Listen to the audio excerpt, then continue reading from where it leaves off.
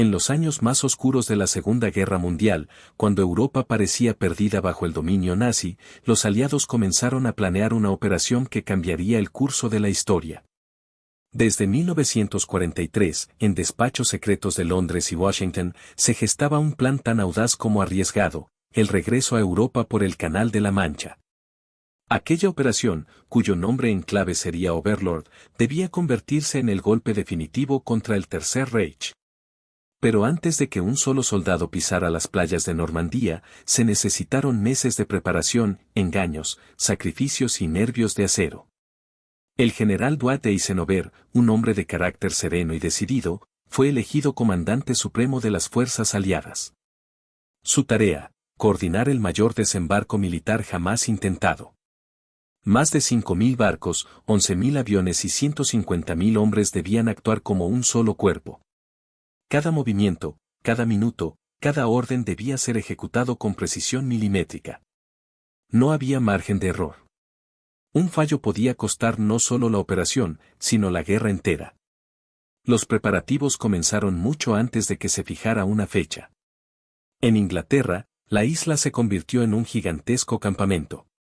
Las costas del sur se llenaron de tanques, camiones, depósitos de combustible y miles de tiendas de campaña. Los pueblos ingleses se transformaron en bases de entrenamiento. Allí, soldados estadounidenses, británicos y canadienses se preparaban día y noche.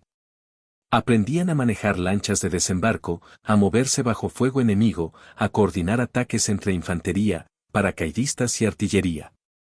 Era una maquinaria humana que debía funcionar sin fallos. Pero además del entrenamiento físico, había un componente mental. Los hombres sabían que la misión sería peligrosa. Muchos entendían que no volverían. Los oficiales trataban de mantener la moral alta, recordándoles que su sacrificio abriría las puertas de la libertad a millones de personas. En cada carta enviada a casa se mezclaban el orgullo y el miedo, la esperanza y la resignación. Mientras tanto, los estrategas diseñaban un plan de engaño monumental para despistar a los alemanes. Hitler estaba convencido de que la invasión ocurriría en Calais, el punto más cercano entre Francia e Inglaterra. Aprovechando esa creencia, los aliados crearon la Operación Bodyguard, un elaborado juego de ilusiones. En campos vacíos se desplegaron tanques inflables, aviones de madera y vehículos falsos. Incluso se nombró a un comandante ficticio, el general Patton, al mando de un ejército inexistente. Los servicios de inteligencia filtraron información falsa, emisoras de radio transmitieron órdenes inventadas y espías dobles reforzaron la idea de que el ataque sería por Calais. Todo esto mientras en secreto, el verdadero ejército se concentraba para atacar Normandía. Era la madrugada del 6 de junio de 1944. El mundo contenía la respiración. Sobre el Canal de la Mancha soplaba un viento helado que levantaba olas oscuras, mientras en los cielos apenas se distinguían las sombras de cientos de aviones aliados que avanzaban en formación cerrada. A bordo, miles de paracaidistas respiraban con dificultad, sabiendo que en minutos saltarían hacia el corazón del infierno. El rugido de los motores era tan fuerte que apenas podían oír sus propios pensamientos. Nadie hablaba. Solo se escuchaban las oraciones murmuradas y el sonido metálico de los cascos golpeando contra los fusiles. El día había comenzado. A esa misma hora, en Inglaterra, miles de hombres esperaban dentro de lanchas de desembarco, apiñados como sardinas, temblando de frío y ansiedad. Algunos fumaban sin parar, otros miraban fotos arrugadas de sus familias. Sabían que estaban a punto de escribir el capítulo más decisivo de la guerra. Muchos intuían que no regresarían. Pero ninguno dio un paso atrás. En los campos de mando, el general Dwight Eisenhower observaba en silencio los mapas extendidos frente a él. Era la culminación de años de preparación, engaños y sacrificio. Si fracasaban, la liberación de Europa se retrasaría años. Si triunfaban, el mundo tendría una nueva oportunidad. Durante meses, los aliados habían planificado esta jornada con un nivel de detalle que rozaba lo imposible. La Operación Overlord era la mayor invasión anfibia jamás concebida. Más de 5.000 barcos, 11.000 aviones y 150.000 soldados participarían en el ataque inicial. El objetivo, establecer una cabeza de playa en las costas de Normandía y abrir el camino para liberar Francia del yugo nazi. En los días previos, el clima había sido un enemigo más. Lluvias torrenciales y mareas altas amenazaban con arruinarlo todo. Muchos creyeron que Eisenhower cancelaría la misión, pero cuando su meteorólogo le dio una pequeña ventana de buen tiempo, el general pronunció las palabras que cambiarían la historia: "Let's go". En las primeras horas de la madrugada, los primeros aviones C-47 cruzaron el canal. A bordo viajaban los paracaidistas de la 82ª y la 101ª División Aerotransportada de Estados Unidos. Su misión era vital: asegurar los puentes y carreteras detrás de las líneas enemigas para evitar que los refuerzos alemanes llegaran a las playas. Pero la noche estaba cubierta de nubes, y muchos pilotos se desviaron. Los soldados saltaron dispersos, algunos a kilómetros del punto previsto. Algunos quedaron colgados de los árboles, otros cayeron en pantanos y se ahogaron. Pero la confusión también jugó a su favor: los alemanes no sabían dónde estaba el enemigo ni cuántos eran. Aquella niebla, aquel caos, terminaría salvando la operación. En tierra, la resistencia francesa ya se había movilizado. Durante semanas habían saboteado líneas de tren, cortado cables de comunicación y transmitido mensajes cifrados a los aliados. Aquella madrugada, mientras las luces de los aviones iluminaban el cielo, los guerrilleros sabían que la liberación estaba en marcha. En los pueblos cercanos a la costa, las familias se escondían en sótanos, rezando entre explosiones lejanas. Nadie podía imaginar la magnitud del ataque que estaba por llegar. A las 5:30 de la mañana, las baterías navales aliadas abrieron fuego. Desde los acorazados se lanzaron miles de proyectiles hacia las defensas alemanas del muro del Atlántico. Los cañones retumbaron como truenos en la oscuridad. Las playas de Normandía, Utah, Omaha, Gold, Juno y Sword comenzaron a iluminarse con destellos de fuego. Los artilleros alemanes respondieron con todo lo que tenían, pero el poder aliado era abrumador. A lo lejos, el horizonte parecía arder. Minutos después, las primeras lanchas de desembarco comenzaron a acercarse. Las olas golpeaban con furia, y muchos hombres ya estaban mareados antes siquiera de ver la costa. En el interior de las naves, el olor a gasolina, sudor y miedo era insoportable. Cuando se acercaron lo suficiente, escucharon el silbido de las balas impactando en las planchas metálicas. 30 segundos, gritó el comandante. Nadie respondió. Solo apretaron sus fusiles. Cuando la rampa frontal se bajó, el infierno se abrió. En Omaha Beach, la playa más sangrienta de todas, las ametralladoras alemanas comenzaron a cegar vidas sin piedad. Los primeros hombres que intentaron salir fueron abatidos al instante. El agua se tiñó de rojo.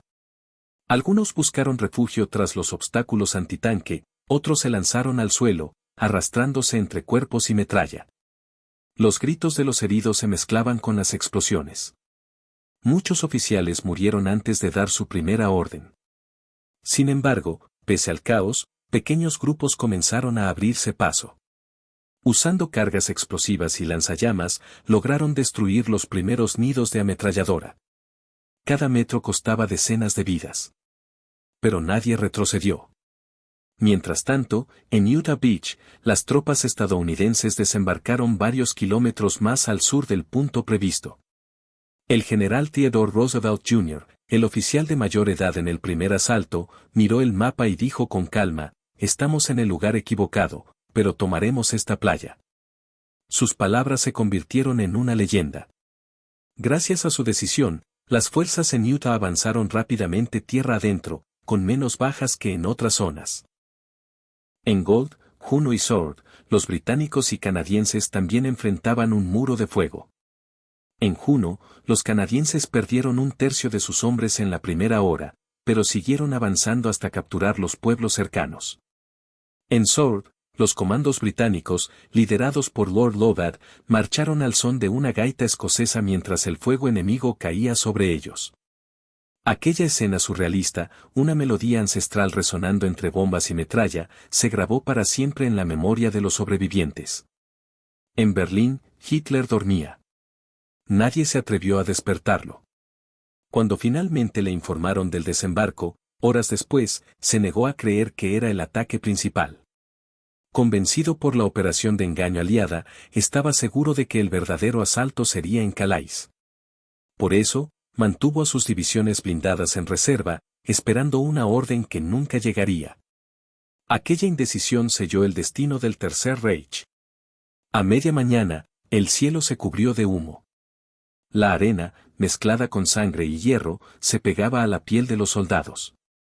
Algunos habían perdido sus cascos, otros sus armas, pero seguían avanzando. En Omaha, un grupo reducido logró atravesar las defensas y escalar los acantilados bajo una lluvia de fuego. Cuando izaron la primera bandera estadounidense, lo hicieron entre lágrimas y gritos de victoria. Era un símbolo de esperanza, una señal de que el sacrificio no había sido en vano. Las horas pasaban lentamente. Cada minuto parecía una eternidad. Los médicos atendían heridos sobre la arena, sin descanso, mientras las olas arrastraban cuerpos hacia la orilla. Algunos soldados escribían apresuradamente mensajes en papeles empapados, sabiendo que tal vez serían sus últimas palabras. En medio del horror, también hubo actos de humanidad. Un soldado británico compartió su cantimplora con un prisionero alemán. Un médico canadiense atendió tanto a aliados como a enemigos. La guerra mostraba su peor rostro, pero también los destellos de lo que nos hace humanos. Por la tarde, las playas estaban aseguradas. Los tanques comenzaron a desembarcar, seguidos de camiones y artillería pesada. El rugido de los motores resonaba sobre un paisaje desolado. A lo lejos, los aldeanos franceses salían tímidamente de sus refugios. Algunos lloraban al ver las banderas aliadas, otros ofrecían pan y vino a los soldados exhaustos. En un solo día, la esperanza había regresado a Francia. En total, más de 10.000 hombres murieron o resultaron heridos en las primeras 24 horas. Pero el objetivo se había cumplido, los aliados estaban de vuelta en Europa. Desde ese momento, el reloj del Tercer Reich comenzó a correr en su contra. Los refuerzos llegaron en oleadas. En cuestión de días, los aliados construyeron puertos artificiales y comenzaron a desembarcar miles de toneladas de suministros. Las playas se convirtieron en una ciudad improvisada, llena de grúas, camiones y soldados. El olor del mar se mezclaba con el del combustible y la pólvora. La guerra había tomado un nuevo rumbo. Eisenhower recorrió el frente días después. Observó los restos calcinados, los cuerpos aún sin enterrar, y comprendió el precio de aquella victoria. Cada hombre que cayó aquí, dijo, ha dado algo que no tiene precio, su futuro, para que el mundo tenga uno. Sus palabras resonaron entre las cruces blancas que más tarde llenarían los cementerios de Normandía. En los días siguientes, los combates se trasladaron al interior. Los pueblos de Caen y Saint-Lô se convirtieron en ruinas. Cada calle era una trinchera, cada casa un fortín. Los alemanes, atrincherados, luchaban con ferocidad. Pero la superioridad aérea aliada era imparable. Miles de bombarderos arrasaron posiciones enemigas, abriendo paso a las tropas terrestres. La resistencia alemana comenzó a quebrarse. Las fuerzas aliadas avanzaban lentamente por el laberinto de caminos rurales, cercas de piedra y setos densos que caracterizaban el campo normando. Aquellos setos, conocidos como bocaje, se convirtieron en trampas mortales. Los soldados norteamericanos se movían con dificultad, mientras los francotiradores alemanes acechaban en cada esquina. Las explosiones resonaban constantemente, y los árboles se desgarraban con cada impacto de artillería. El olor a tierra húmeda, humo y cuerpo se mezclaba en el aire. Era una guerra cuerpo a cuerpo, brutal, sin gloria, donde cada metro costaba sangre.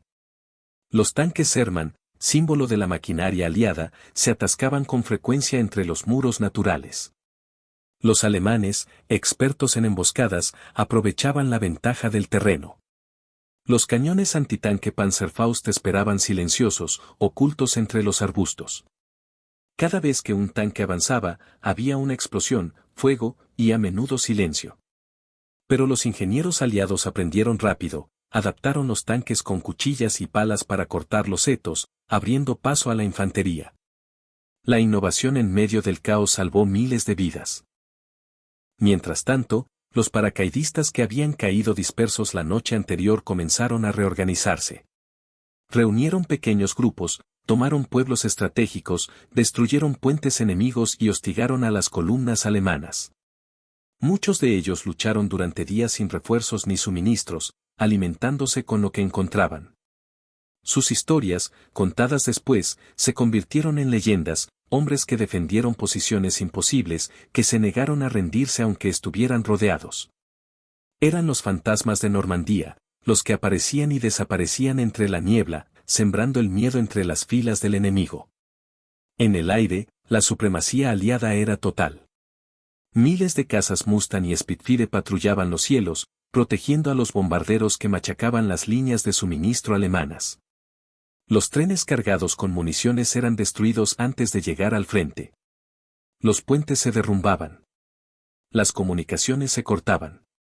Los soldados alemanes empezaron a entender que estaban atrapados en una red que se cerraba lentamente. La maquinaria de guerra nazi, que una vez pareció invencible, comenzaba a resquebrajarse.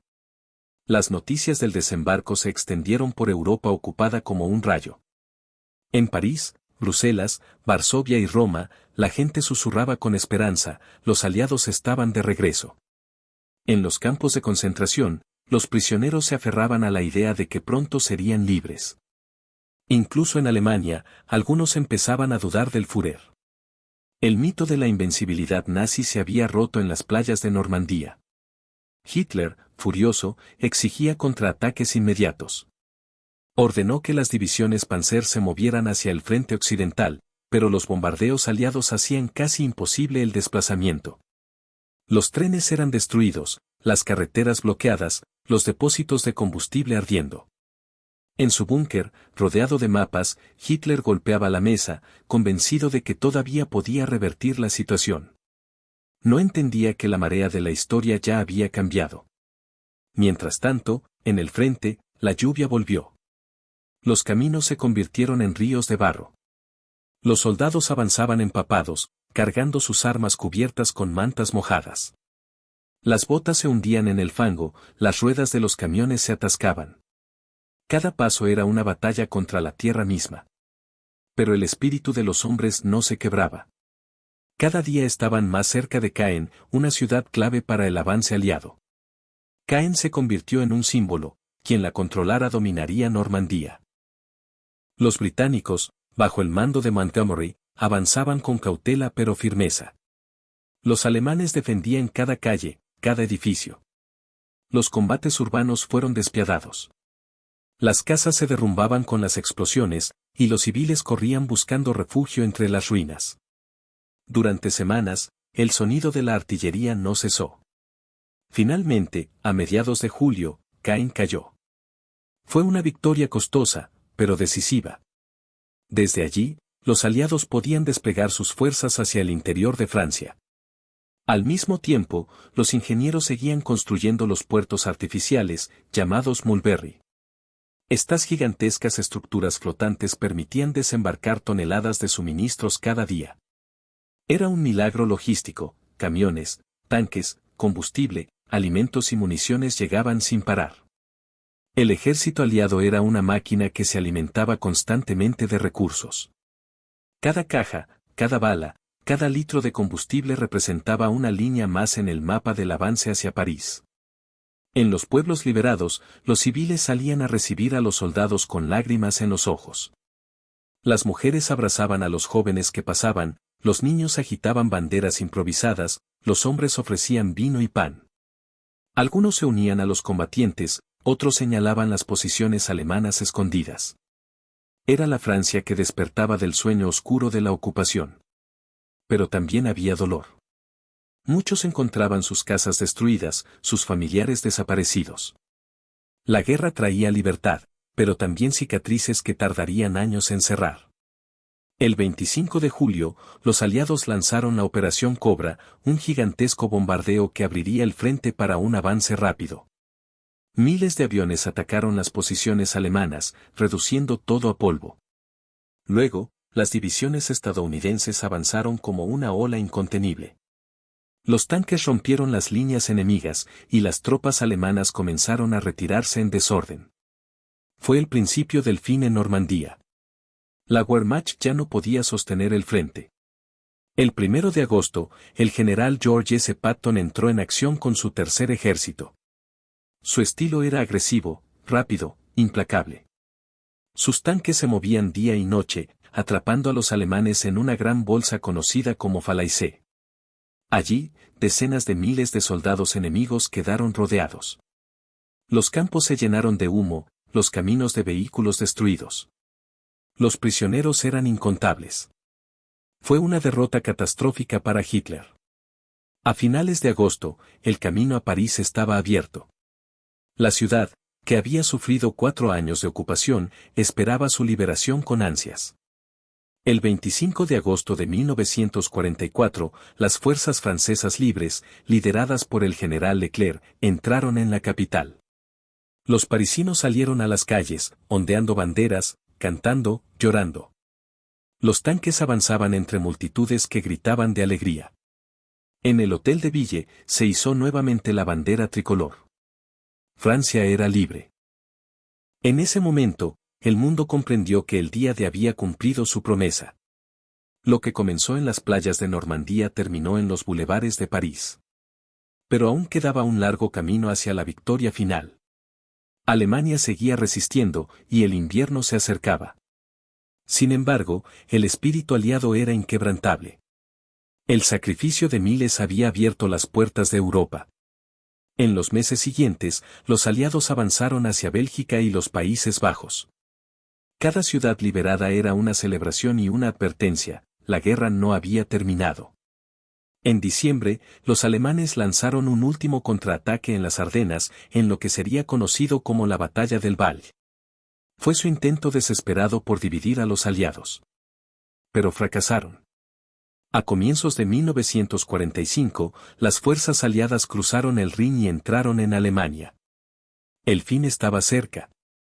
Eisenhower, que había cargado con la responsabilidad más grande de la historia moderna, visitaba a menudo a los soldados en el frente. Les hablaba con sencillez, sin discursos grandilocuentes, recordándoles por qué luchaban. En una carta escrita a su esposa, dijo: «Cuando camino entre ellos, veo rostros jóvenes, algunos con miedo, otros con una calma que solo da la fe. Todos tienen algo en común, creen que están haciendo lo correcto». Esa es la verdadera fuerza de los Estados Unidos y de todos los pueblos libres. El 8 de mayo de 1945, Alemania se rindió. La guerra en Europa había terminado. Las campanas sonaron en todas las capitales. En Londres, Churchill habló al pueblo con la voz quebrada por la emoción. En París, las multitudes bailaban en las calles. En Nueva York, Times Square se llenó de gente abrazándose bajo una lluvia de confeti. Pero en Normandía, el silencio volvía. Las playas que habían sido campos de muerte ahora eran lugares de memoria. Los cementerios se llenaron de cruces blancas, perfectamente alineadas, mirando hacia el oeste, hacia el mar. Cada una con un nombre, una fecha, una historia truncada. Miles de jóvenes descansaban allí, lejos de sus hogares, pero cerca de la eternidad. Los visitantes que llegan hoy sienten el peso del sacrificio. No hay palabras suficientes para describirlo. Solo el viento, el sonido de las olas y el eco de aquellas voces que aún parecen decir: «Lo hicimos por ustedes». El día D no fue solo una operación militar. Fue una declaración de humanidad. Fue la prueba de que, incluso en medio de la oscuridad, los hombres pueden unirse por una causa justa. Cada soldado que pisó aquellas playas llevó consigo el sueño de un mundo libre. Y aunque muchos no regresaron, su legado perdura. Gracias a ellos, la tiranía fue derrotada, y la esperanza renació. Hoy, al mirar esas costas tranquilas, cubiertas de arena dorada y flores, cuesta imaginar el infierno que se vivió allí. Pero basta cerrar los ojos para escuchar los ecos del pasado, el rugido de los motores, los gritos, las explosiones, los rezos. Normandía es ahora un símbolo eterno. El lugar donde el coraje venció al miedo, donde la libertad tuvo su precio, y donde la historia cambió para siempre. El día D fue la respuesta a ese clamor. Fue el punto culminante de años de preparación, espionaje, engaños y sacrificios. No fue una decisión tomada a la ligera. Winston Churchill y Dwight Eisenhower sabían que el destino de la humanidad se decidiría en unas pocas horas. Si fallaban, el costo sería inimaginable, cientos de miles de vidas perdidas y la prolongación de la oscuridad nazi sobre el mundo. La importancia del día radica en que fue el punto de inflexión definitivo de la Segunda Guerra Mundial.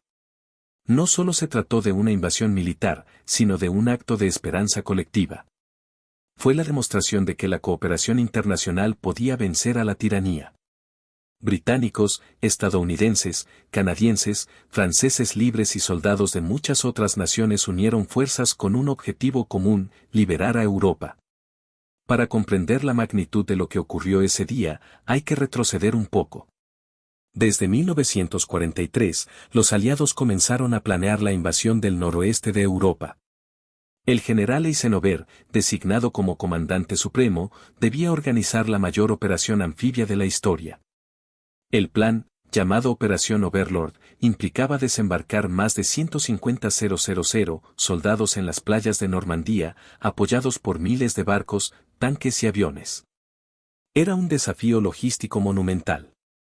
Todo debía salir perfecto: las mareas, el clima, la sincronización de las fuerzas navales, aéreas y terrestres.